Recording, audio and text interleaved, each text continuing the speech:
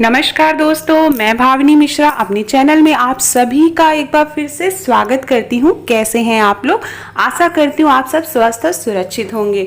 इस वीडियो में मैं आपसे तीज पूजा व्रत, हरितालिका तीज व्रत की संपूर्ण पूजा विधि और पूजा सामग्री शेयर करने जा रही हूँ। और संपूर्ण पूजा हम मंदिर में, क्योंकि बहुत से लोग मंदिर में जाके पूजा करते हैं, तो मंदिर में जाकर भगवान शिव, माता पार्वती की विधिवत पूजा हम कैसे करते हैं, तीज व्रत के दिन विशेष पूजा हम कैसे करते हैं, वो मैं आपसे शेयर करूँगी। तो सबसे पहले पूजन सामग्री बता रही हूँ।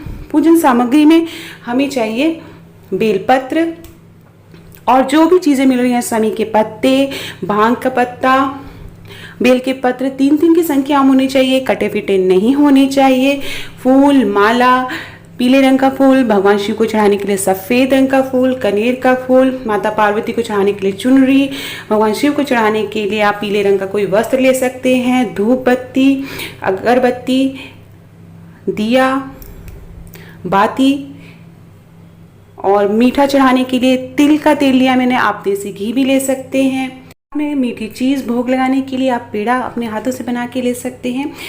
धूप बत्ती चाहिए, माचिस, और इस तरह से सारी चीज़ें चाहिए। विभूति भगवान शिव को चढ़ाने के लिए अगर आपको मिल पाए, जनेऊ चढ़ाने के लिए। उसके बाद भगवान शिव के अभिषेक के लिए हमें चीज़ें चाहिए, हल्दी, कुमकुम, अक्षत, ये सारी चीज़ें चाहिए। गंगा जल लिया है मैंने, दूध लिया है, दही लिया है, शहद, चीनी और घी, देसी घी, ये सारी चीज़ अभिषेक में चढ़ाई जाती हैं। हल्दी, कुमकुम चढ़ाया जाता है। भगवान शिव को हल्दी नहीं लगानी चाहिए और सिंदूर नहीं चढ़ाना चाहिए। माता पार्वती को चढ़ाने के लिए सिंदूर लेंगे। अपना सिंधौरा शादी का आप साथ में ज़रूर रखें पूजा के समय। तो ये संपूर्ण पूजन सामग्री है जो कि आसानी से आपको उपलब्ध हो पाए, वो सारी चीज़ें हम करेंगे। सबसे पहले अपने हाथ में गंगा जल से आचमन करेंगे, अपने आप को पवित्र करेंगे। यही पूजा विधि अगर आपके घर में शिवलिंग है तो आप यही पूजा विधि घर में भी आप कर सकते हैं। सबसे पहले भगवान गणेश जी का पूजा करेंगे। भगवान गणेश जी को जल चढ़ाएंगे, बेलपत्र चढ़ाएंगे, फूल चढ़ाएंगे, हल्दी, कुमकुम, अक्षत चढ़ाएंगे, सिंदूर चढ़ाएंगे। तो भगवान गणेश जी का नाम लेते हुए ही हमें पूजा शुरू करनी है। जनेऊ चढ़ाएंगे। उसके बाद भगवान शिव की पूजा करेंगे। भगवान शिव को जल चढ़ाएंगे, ओम नमः शिवाय का जाप करते रहेंगे। उसके बाद भगवान शिव का अभिषेक करेंगे। अभिषेक करने के लिए दही चढ़ाएंगे। सबसे पहले कच्चा दूध चढ़ाएंगे, गाय का कच्चा दूध चढ़ाएंगे, फिर दही चढ़ाएंगे। तो इस तरह से भगवान शिव का अभिषेक करना है। जैसा कि मैंने बताया, यही पूजा विधि आप घर में भी कर सकते हैं। आप घर में भगवान शिव की मूर्ति बना के पूजा कर सकते हैं। घर में अगर आपकी शिवलिंग है तो आप उसी तरह घर में पूजा कर सकते हैं। बहुत सी महिलाएं मंदिर में जाके पूजा करती हैं, तो यही विधि आप मंदिर में भी पूजा इस तरह से कर सकते हैं। दही चढ़ाएंगे, कच्चा दूध चढ़ाएंगे, दही चढ़ाएंगे। इस तरह से अच्छी तरह से भगवान शिव का अभिषेक किया जाता है। शहद चढ़ाएंगे। शहद न हो तो आप चीनी भी चढ़ा सकते हैं। देसी घी चढ़ाएंगे। तो इस तरह से भगवान शिव, सच्चे मन से हमें पूजा करनी चाहिए। माता पार्वती, भगवान शिव के सच्चे मन से पूजा करनी चाहिए। आपको पूजन सामग्री में ज़रूरी नहीं है कि आपको सारी चीज़ें मिले। अगर आपको चीज़ें नहीं मिल पा रही हैं तो आप जल चढ़ा के भगवान शिव का जाप करते हुए और बेलपत्र चढ़ा के भी आप पूजा कर सकते हैं। तो सारी चीज़ें चढ़ाने के बाद इस तरह से बाद में हम जल अर्पित करेंगे। अच्छी तरह से भगवान शिव को नहलाएंगे। फिर हम जल माता पार्वती को चढ़ाएंगे, कार्तिकेय भगवान जी को चढ़ाएंगे, क्योंकि मंदिर में नंदी भगवान को चढ़ाएंगे तो मंदिर में सारे भगवान रहते हैं। अगर आपके पास मूर्ति नहीं है, आपके पास घर में शिवलिंग नहीं है और आप घर में पूजा करना चाहते हैं, तो आपके पास जो फ़ोटो है, भगवान शिव परिवार की जो फ़ोटो है, आप उस पर भी पूजा कर सकते हैं, बहुत ही सरल विधि से।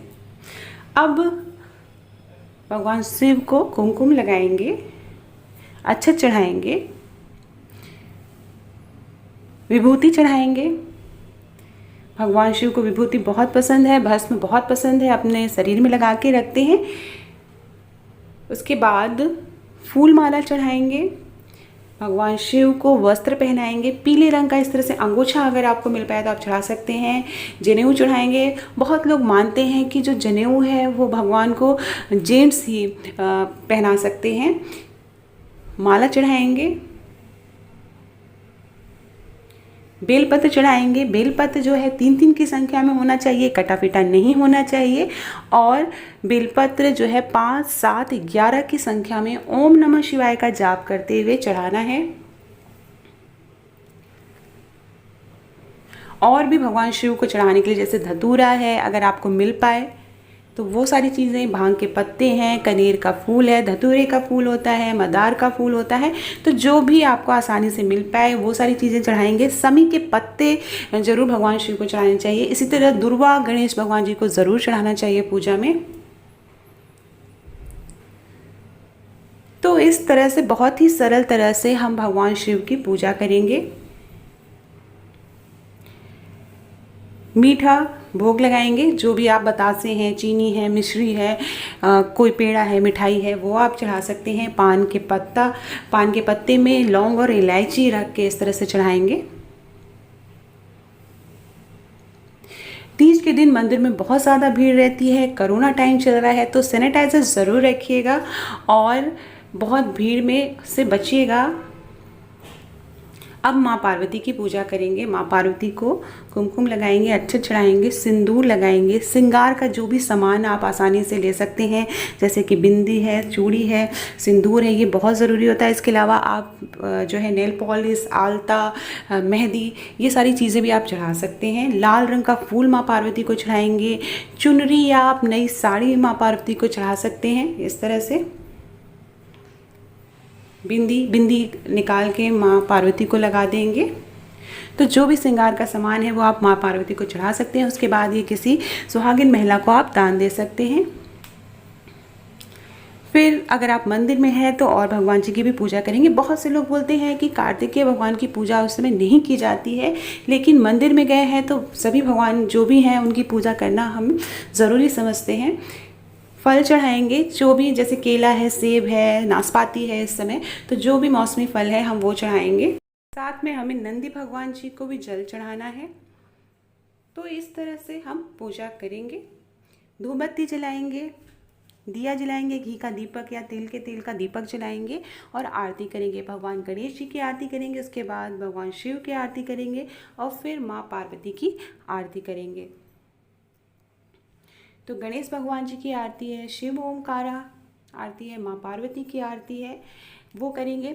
मंदिर में पंडित जी बैठते हैं, वो कथा सुनाते हैं तो आप उनसे कथा सुन सकते हैं। नहीं तो आपके पास अगर हलताल का तीज व्रत की कथा है तो वो अपने आप पढ़ें या फिर आप नेट से ढूंढ के आप कथा ज़रूर सुने।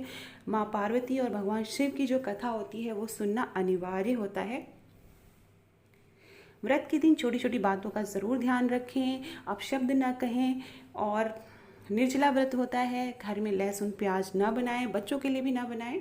उसके बाद पूजा के अंत में इस तरह से रक्षा सूत्र से भगवान शिव और माता पार्वती को घेरा लगाया जाता है। 5 बार घेरा लगाते हैं। उसके बाद भगवान शिव माता पार्वती से आशीर्वाद लेंगे। के बाद सुहाग लेंगे। जो भी श्रृंगार का सामान चढ़ा है उसमें से कुछ श्रृंगार का सामान अपने दिए, जैसे बिंदी लगा ली। उसके बाद हम बड़ों का आशीर्वाद लेंगे। अगले दिन सुबह पूजा करके हम पारण करेंगे। तो ये थी संपूर्ण पूजा विधि। बहुत बहुत धन्यवाद। ये